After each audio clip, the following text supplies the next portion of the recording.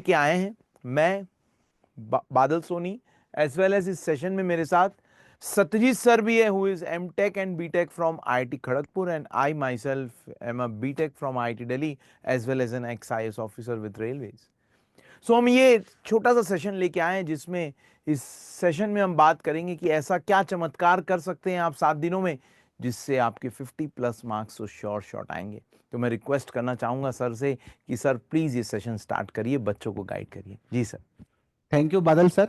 तो सारे स्टूडेंट्स जो ये वीडियो देख रहे हैं, तो आप लोग ऑब्वियसली गेट 2025 के लिए तैयारी अच्छे से कर रहे हैं। और बहुत सारे स्टूडेंट्स हमसे जुड़े हुए हैं through our batch classes. Also हम लोगों ने बहुत सारे मैराथन सेशन लिए, अभी रिवीजन सेशंस, क्वेश्चन प्रैक्टिस, सारे थ्योरी रिवीजन्स, तो बहुत सारे स्टूडेंट्स ये अटेंड कर रहे हैं। तो अभी क्या है कि लास्ट फेज है, लास्ट 7-10 डेज है। तो इसमें देखिए बहुत सारी छोटी छोटी चीजों का ध्यान रखना है जिससे कि आपका स्कोर मैक्सिमाइज हो। यस, तो आप लोगों ने पढ़ तो रखा होगा, अगर बिल्कुल नहीं पढ़ा है तो ऑब्वियसली थोड़ा डिफिकल्ट हो सकता है, फिर भी we will try to help as much as possible. Yes, तो इसमें हम लोग पहले ध्यान देंगे कि किन सब्जेक्ट्स को ज्यादा रिवीजन करना है क्योंकि ज्यादा मार्क्स उसमें से आ रहे हैं। सेकंड, हम लोग फोकस करेंगे कि कुछ कुछ टॉपिक्स ऐसे होते हैं जो श्योर शॉट आता है और उसको आप लोग फास्ट रिवाइज, या फिर अगर आपने पढ़ा भी नहीं है तब भी आप उसको इन 10 डेज में शायद कंप्लीट कर सकते हैं।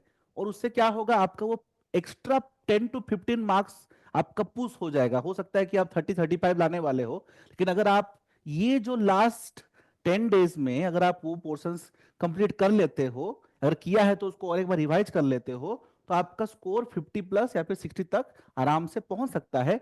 और फाइनली हम लोग फोकस करेंगे कि इन 10 डेज में आपका लाइफस्टाइल या फिर क्या अप्रोच होना चाहिए ताकि एग्जाम टाइम में आप अपना मैक्सिमम एफिशिएंसी दे सको। तो आई विल रिक्वेस्ट बादल सर कि सर बताएंगे भी कि किन सब्जेक्ट्स में सबसे ज्यादा वेटेज आने है और ज्यादा रिवीजन आपको इन सब्जेक्ट्स का करना है आने वाले 10 डेज में। सर अगर मैं बात करूं मैक्सिमम वेटेज की, तो जैसे बच्चों आपको पता है सबसे ज़्यादा वेटेज वाले टॉपिक्स आपके सिविल इंजीनियरिंग एग्जाम में is Jio technical engineering. Around 14 to 15 marks question arcs from this topic alone. काफ़ी बल्कि टॉपिक है, हमने अलग अलग जगह इसको आपको रिवाइज करने में हेल्प भी किया है। तो आप लगातार रोजाना इसको रिवीजन करते रहिए। जियो टेक्निकल इंजीनियरिंग से आपको पता है कि थ्योरेटिकल क्वेश्चंस भी आते हैं, न्यूमेरिकल क्वेश्चंस भी आते हैं। अब न्यूमेरिकल तो आप आराम से सॉल्व कर लेते हो, बट मुझे लगातार स्टूडेंट्स पूछते हैं सर थ्योरेटिकल क्वेश्चन में अभी भी तकलीफ हो रही है। तो बेटा फिर उसका एक ही सोल्यूशन है कि मॉक टेस्ट वगैरह आपने दिया होगा, पीवाईक्यू दिया होगा, उनको बार बार रिवाइज करो।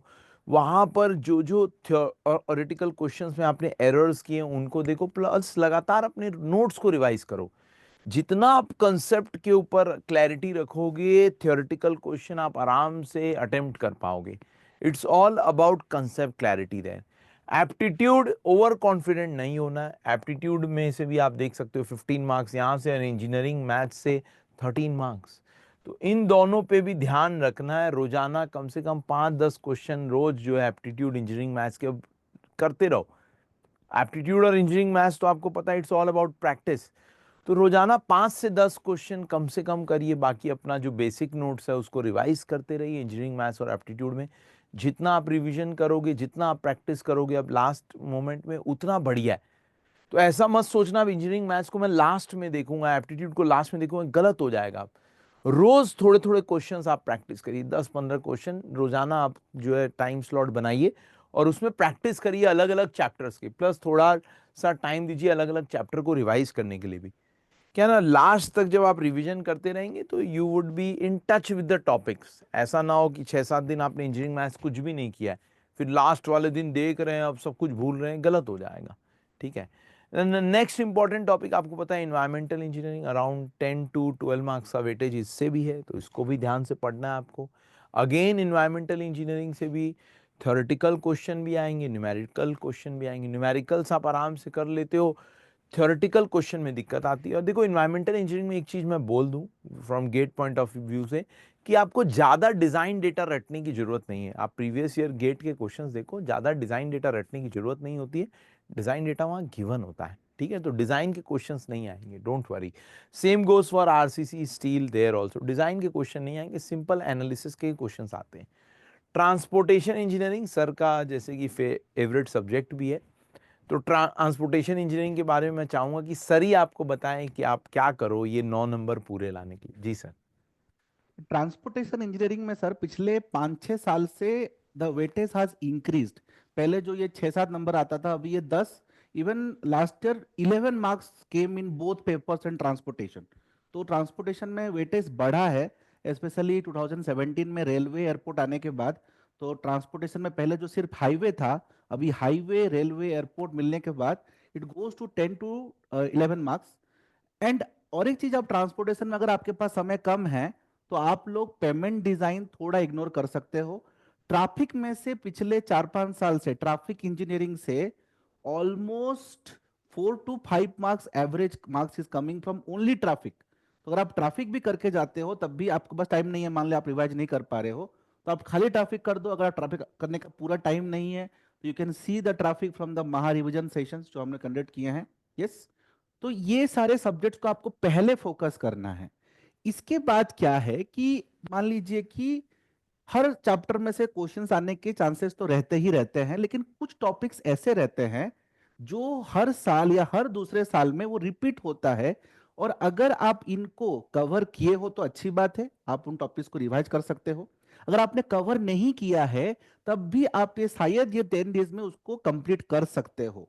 सो हमने एक लिस्ट बनाया है टॉपिक्स का, जो ऐसे टॉपिक्स हैं जिनको हो सकता है कि आधा दिन या फिर 2 घंटे या 3 घंटे भी अगर आप बैठे हो तब भी आप कंप्लीट कर सकते हो। और मान लीजिए कि आपने कंप्लीट किया नहीं है तो आइधर आप उसको हमारे क्रैश कोर्स या फिर you can see that from the महा रिविजन सेशन, वहां से भी आप लोग कंप्लीट करके इनको जाना है, बिकॉज इसमें से क्वेश्चंस आते ही आते हैं।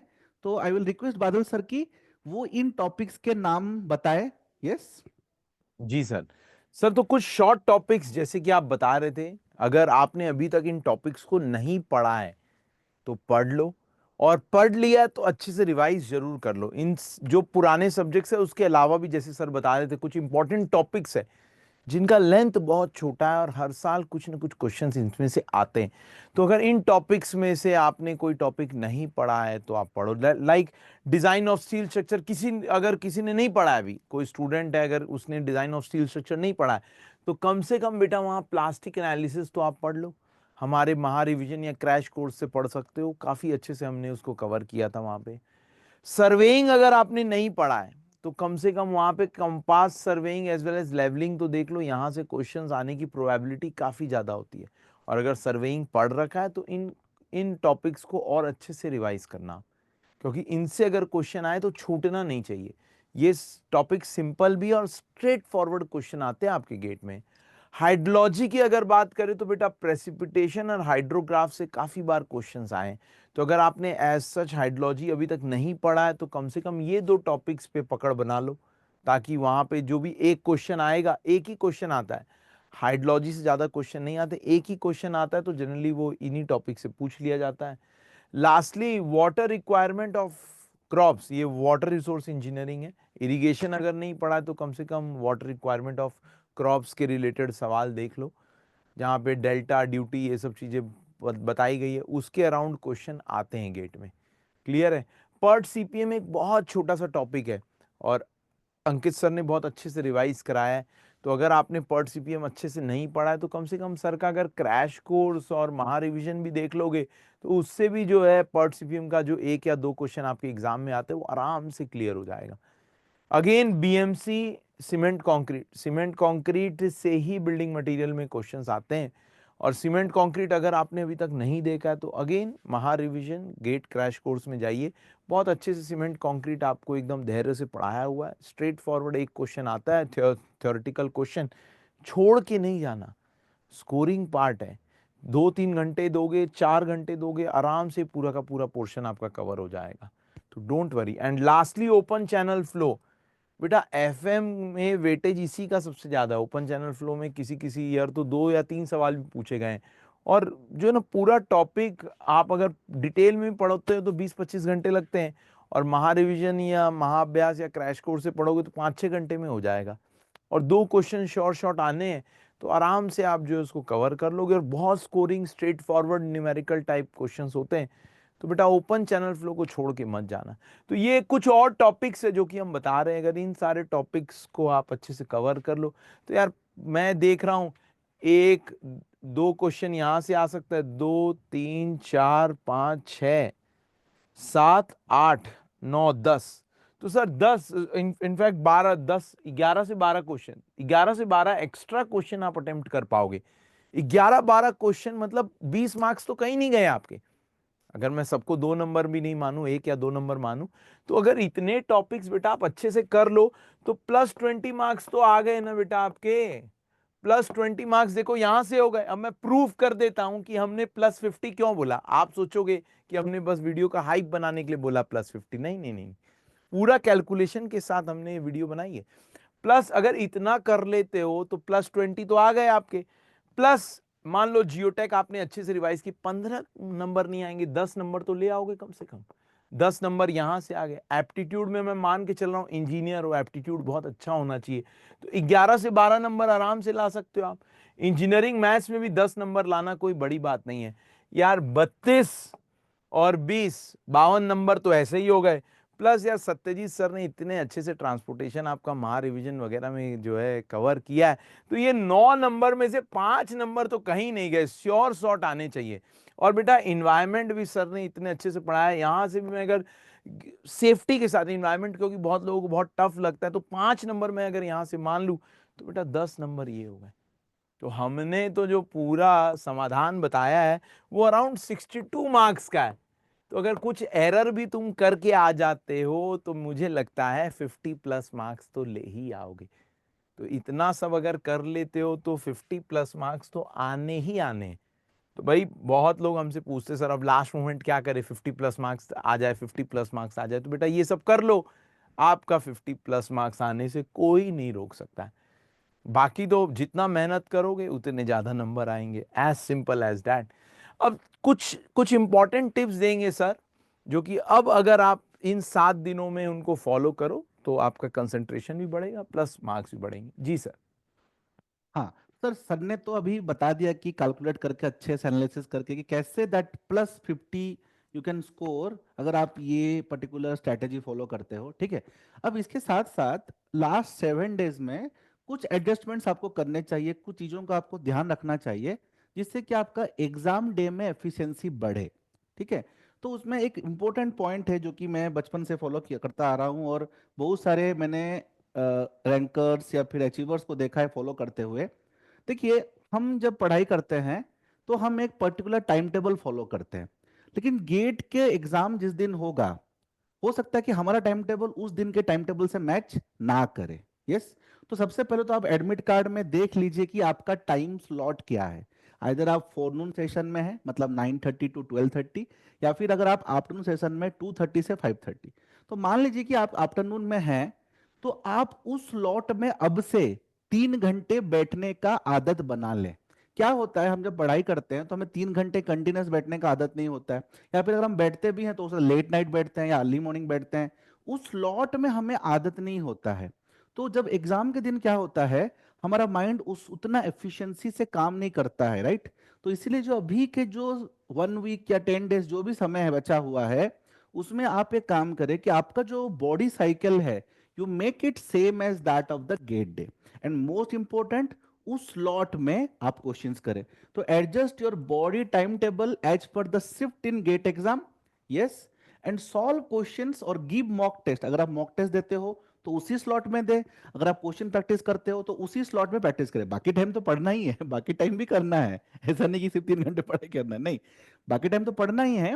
बट उन 3 घंटों में आप क्वेश्चन सॉल्व करें या मॉक टेस्ट दे, ताकि एग्जाम डे में क्या होगा, आपका माइंड एक्वेंटेड हो गया होगा कि आप उस एफिशिएंसी को उस दिन बढ़ा सके। तो और एक चीज है कि बहुत लोग वर्चुअल कैलकुलेटर से एक्वेंटेड नहीं होते हैं। मतलब क्या होता है, एग्जाम के दिन जाते हैं, वर्चुअल कैलकुलेटर पहली बार यूज कर रहे होते हैं। यस। तो क्या होता है कि नॉर्मली क्या होता है, जब हम घर में भी मॉक टेस्ट देते हैं तो हम लोग कैलकुलेटर यूज कर लेते हैं, तो हमें आदत होता नहीं इतना। यस, साइंटिफिक कैलकुलेटर यूज कर लेते हैं। लेकिन गेट में वर्चुअल कैलकुलेटर होता है, तो अगर आप एक्वेंटेड नहीं हो तो वहीं पे टाइम चला जाता है। यस, या फिर मिस्टेक्स होता है उस। यस। तो इसीलिए get acquainted with the virtual calculator.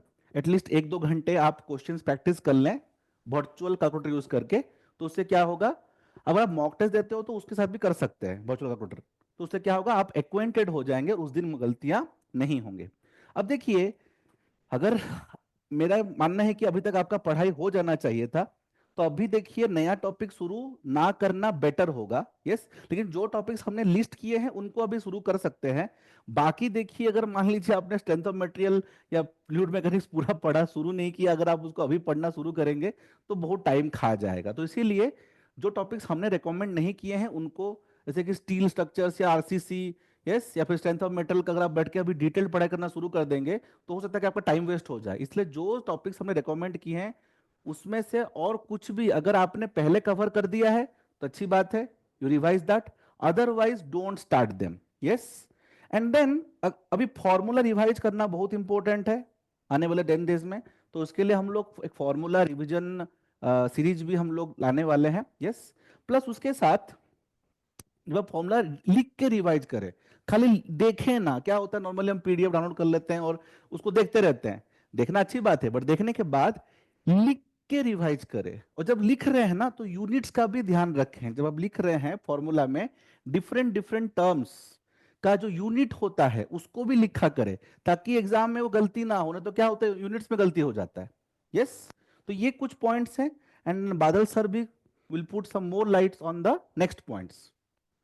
Ji sir, कुछ और एडिशनल पॉइंट सर मैं बताना चाहूँगा बच्चों को, जो कि ध्यान देंगे तो again you will have a possibility of a good score. तो हर टॉपर ये चीज़ अप्लाई कर रहे हैं जैसे सर ने बताया। वही कुछ और पॉइंट्स मैं आपको बताता हूँ। देखिए, हमने इतने अच्छे से आपको महाअभ्यास, महा रिवीजन कराया, रिवीजन थ्रू पीवाईक्यू कराया, सारे पीडीएफ आपके पास है, रिवाइज कर दो। और सर ने जैसे बोला कि अभी अभी एक सेशन और around 9th of Feb upload हो जाएगा, पहले ही मैं बता देता हूँ। तो 9th of Feb में हम सब टीचर्स ने मिलके एक फॉर्मूला रिवीजन कराया एक ही वीडियो में, उसको भी देख लो। तो सारे इंपॉर्टेंट फॉर्मूलेज एक जगह आपको मिल जाएंगे, तो बढ़िया रहेगा। कीप योर सेल्फ हाइड्रेटेड, रोजाना अच्छे से पानी पियो। इनफैक्ट सुबह उठते ही पानी पी लिया करो भाई। हाइड्रेटेड कैसे रह सकते हो आप बढ़िया से? तो मैं तो जैसे, मेरी तो अभी भी आदत है और आपको भी ये आदत बनानी चाहिए कि सुबह उठते ही कम से कम ½ लीटर पानी पी लो। तो बेटा, half the job is then and there done. उससे क्या, आप फ्रेश वगैरह भी हो जाओगे अच्छे से, एंड जो है आपका दिन भी एक अच्छे से स्टार्ट होता है। सुबह उठने की आदत डालो, सर ने जैसे बोला। अभी क्या है, बहुत लोगों की ऐसी आदत होगी कि आधी रात को सो रहे हैं, फ्रेश होने का कोई टाइम नहीं है। समझो अगर एग्जाम वाले दिन एक तो मेंटल प्रेशर चल ही रहा है, ऊपर से कोई और प्रेशर भी बन गया, तो it will be a disaster, complete disaster. तो अपना बॉडी क्लॉक ठीक कर लो, ताकि, और ये सब होता है एग्जाम वाले दिन, मैंने देखा लोगों को ऐसे भी फंसते हुए। तो एग्जाम वाले दिन भी क्या, बॉडी क्लॉक अगर आपका सेट रहेगा तो सुबह सुबह आराम से फिर फ्रेश वगैरह हो के आप एग्जाम देने जाओगे। जितना आप हाइड्रेटेड रहोगे, हमारा तो बॉडी पूरा फ्लूइड ही है, जितना हाइड्रेटेड रहोगे दिमाग उतना फ्रेश रहेगा और आपका कंसंट्रेशन उतना बेटर रहेगा। क्लियर है? तो रोजाना अच्छे से पानी पियो, एग्जाम वाले दिन भी पानी पियो। और एग्जाम में बैठने से पहले go to the loo once, है ना। एग्जाम के टाइम में केवल मेंटल प्रेशर होना चाहिए, बाकी और किसी भी चीज का प्रेशर नहीं होना चाहिए। I am again and again repeating. तो एग्जाम वाले दिन एग्जाम हॉल में जाने से पहले, चाहे आपको प्रेशर आ रहा है या नहीं आ रहा है, you are getting my point, go to the loo once and हल्का हो जाओ अच्छे से, क्या, ताकि वो 3 घंटे के ड्यूरेशन में जो है दिक्कत ना हो आपको। ठीक है? और अगर एग्जाम के बीच में आपको 2 घंटे बाद मान लो आपने ज्यादा पानी पी लिया भूल चूक से और थोड़ा मन कर गया, तो जाके तुरंत आ जाओ बेटा, रोक के नहीं रहना है। उससे क्या है ना कि दिक्कत हो सकती है एग्जाम वाले दिन, क्योंकि 3 घंटे में 65 क्वेश्चन करना है। बिलीव मी, अगर आपने अच्छे से पढ़ाई की है ना तो 3 घंटे मोर देन इनफ होते हैं वो 65 क्वेश्चन करने के लिए। 2-5 मिनट में अगर आप टॉयलेट जाके आ जाओगे तो कोई बड़ी बात नहीं है। ठीक है? और उससे पहले ही अगर आप टॉयलेट कर लो तो बहुत बढ़िया ही बात होगी।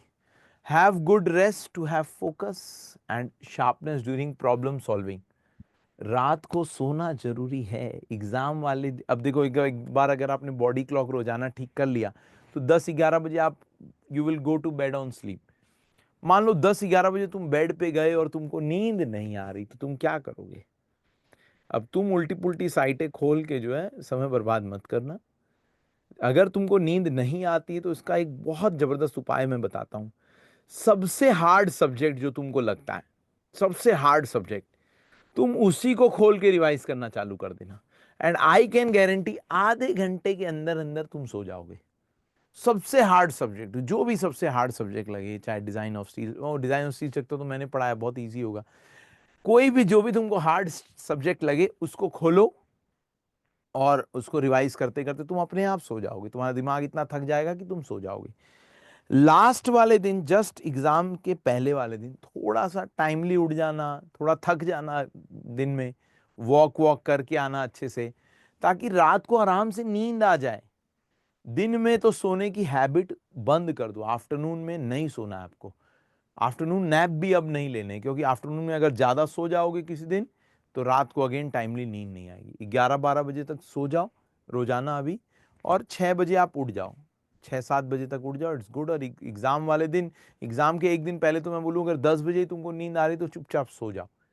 गेट का एग्जाम ऐसे नहीं है कि एक दिन पहले पूरा रिवीजन करने लगे हो और कुछ चमत्कार हो जाएगा, कोई चमत्कार नहीं होगा। जो तुमने साल भर मेहनत करा है वही रंग लाएगा, ठीक है। अब लास्ट मोमेंट कुछ होगा नहीं एक दिन पहले, तो एक दिन पहले बस छोटे छोटे अपने शॉर्ट नोट्स, छोटे छोटे फॉर्मूलेज बस एक बार देख लिए, मेंटल पीस के लिए वो भी, और फिर अपना रिलैक्स करो। स्क्रीन मत देखना, स्क्रीन टाइम रात को कम कर दो, स्क्रीन देखने से भी नींद नहीं आती है। रात को क्या आप फोन लेके चलाने लग जाते हो, उससे नींद गायब हो जाती है, एक्चुअली उल्टा होता है। तो स्क्रीन टाइम नहीं लेना है रात को भी, avoid having screen time, clear है। Avoid meeting anyone if not required to maintain focus. Anyone can be anyone, a family friend और family, या फिर गर्लफ्रेंड बॉयफ्रेंड जो भी है आपके। तो अगर ये ज़रूरत नहीं है अभी मिलने की तो please keep a distance to maintain focus. क्या है, आप अड्डाबाजी करने लगोगे and you will waste your time. अब अड्डाबाजी में नहीं जाना है, और ज़्यादा तुम महारथी मत बनो कि सर मैं तो सबके डाउट सॉल्व करने जा रहा हूँ, तो ऐसा कुछ नहीं करना है। जिसको सर डाउट्स थे तुमसे बहुत बार पूछ लिया उन लोगों ने, तुमने बहुतों के डाउट्स क्लियर करे। हाँ, अगर कोई के जेन्युइन डाउट है तो तुरंत 5 मिनट में क्लियर कर दो, but don't entertain lot many students around you. क्या है सर वो, अब इसमें सर लास्ट मोमेंट घातक है। जी सर, जी सर, आप सर कुछ इसमें बोलना सर चाहें। एक पॉइंट क्या है कि इसलिए भी नहीं मिलना है कि क्या होता है कि वो प्रेशर डेवलप हो जाता है। जी सर, हमारे वो भी बहुत बड़ी। रिलेटिव्स हुए, फ्रेंड्स हुए, तो बोलो गेट की तैयारी कैसी चल रही है, अच्छा चल रहा है कि नहीं, हाँ, और इस बार तुम फोड़ फाड़ दोगे, तो वो ना उससे एडेड प्रेशर आ जाता है। तो एकदम ये एकदम भी सर। ये थोड़ा अवॉइड कर सकते हैं कि मतलब अगर आप लोगों से थोड़ा कम मिलोगे तो प्रेशर क्या होता है कि अपने पढ़ रखा है, अब कोई बोल रहा है कि बेटा इस बार अच्छा रैंक आएगा ना, तो ऑटोमेटिकली प्रेशर बढ़ जाता है। तो ये चीज आपको ध्यान बाकी रखनी। सर, अगर किसी बच्चे ने अपना क्लोज ग्रुप बना रखा है, 4-5 लोगों का मिल हाँ के पढ़ते वो हो, तो ठीक आप है। मिल के पढ़ो, कोई दिक्कत नहीं है। हाँ वो ठीक है। हाँ उसमें मिलना जुलना रखो। अगर आप कोई हाँ 4-5 लोगों का ग्रुप बना के पढ़ते थे तो मिलो जुलो आराम से ग्रुप में पढ़ो, कोई दिक्कत नहीं है। बट अब नया ग्रुप बनाने की कोशिश मत करना बिना बात का, ठीक है। जहां जरूरत नहीं है वहां नहीं मिलना है लोगों से हम। और गेट के बाद तो पूरा टाइम ही टाइम है। उस दिन देखोगे तुम्हारी नींद भी गायब हो जाएगी। अभी नींद कम वक्त बहुत आएगी दोपहर में, आपको ठंड का टाइम है ना। और है ना, रजाई में घुस के नहीं पढ़ना है, प्रॉपर स्टडी टेबल पे बैठ के एक प्रॉपर पोस्चर मेंटेन करके पढ़ना है। रजाई के अंदर घुसोगे तो नींद फटाफट आएगी, तो समस्या है ये, ठीक है। And last but not the least, stay away from any rumours about the exam pattern, results etcetera. कोई रूमर के चक्कर में नहीं पड़ना है, ना तो एग्जाम के बाद ना तो एग्जाम से पहले। ऐसे रूमर्स उड़ाते हैं लोग। रूमर्स क्या मतलब, समझो तुमने किसी का डाउट क्लियर करने के, या किसी ने तुमको फोन करके बोला यार तुमने ये टॉपिक पढ़ा, हो सकता है उस बंदे ने ये टॉपिक पढ़ रखा हो, फिर वो बोलेगा यार ये बहुत इंपॉर्टेंट है, यहाँ से गेट में आएगा। एक्चुअली ना लोगों की हैबिट है, जो टॉपिक वो पढ़ लेते हैं, जो जो टॉपिक उनको समझ में आ जाता है वो उसी को इंपॉर्टेंट मान लेते हैं। अरे गेट में क्या आएगा नहीं आएगा ये तो एक मेंटोर तुमको बता सकता है अच्छे से, प्रोबेबिलिटी, वो भी एग्जैक्ट पेपर तो यार मैं अगर बता दूं आपको तो कल मुझे जेल में पाओगे तुम। किसी को भी नहीं पता है भाई कि क्या आएगा exact. We can just have a probability check. तो जरूरी नहीं है कि जो चीज आपने नहीं पढ़ी या जहां पर आप वीक हो वहीं से क्वेश्चन आए। तो इसीलिए किसी से फालतू के डिस्कशन मत करना कि मुझे ये नहीं आता, मुझे वो नहीं आता। Don't show your weakness to anybody. उससे क्या होगा, हो सकता है वो तुम्हारे मन में वहम पैदा कर दे, और तुम जो तुम्हारी चीजें स्ट्रांग है उसको और स्ट्रांग नहीं करके तुम वीक वाले पॉइंट्स पे अब काम कर रहे हो, जो कि अब हो चुका है टाइम बेटा। अब कोई चीज में अगर तुम बहुत ज्यादा वीक हो, अगर स्ट्रक्चर के क्वेश्चंस तुमसे नहीं बन रहे, तो अब 7 दिन में कोई ओवर चमत्कार नहीं हो जाएगा कि तुमसे वो क्वेश्चन फटाफट बनने लगे। तो वो टाइम लगता है उसमें, ठीक है। तो अगर कोई चीज में वीक हो तो उसमें थोड़ी सी मेहनत करो, बट जिसमें तुम ऑलरेडी स्ट्रांग हो वो स्ट्रांगनेस मेंटेन करना है तुमको, क्योंकि वही तुम्हारा अल्टीमेटली रैंक खींच के लेके जाएगा। तो stay away from any rumours. और आफ्टर द एग्जाम भी बहुत रूमर्स उठेंगे कि यार कट ऑफ इतना हो जाएगा, रैंक 1 के लिए इतने नंबर चाहिए। और हमारे टाइम से होता था ये चीज कि जो भी एग्जाम दे के आता सब बोलते 70 प्लस आएंगे, 80 प्लस आएंगे, 90 प्लस आएंगे।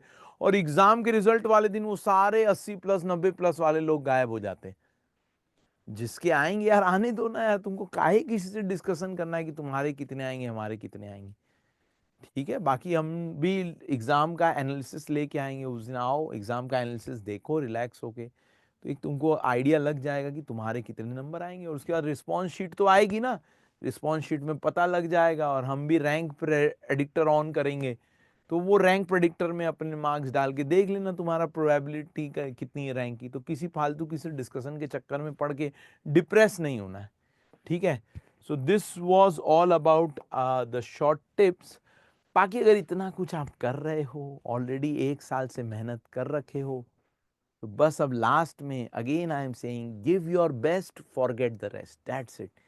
अपना तुमको बेस्ट दे के आना है एग्जाम वाले दिन। एग्जाम दे के आके तुम्हारे मन में यही फीलिंग होनी चाहिए कि बस इतना ही था जो मैं कर सकता था या मैं कर सकती थी, अब आगे भगवान की मर्जी।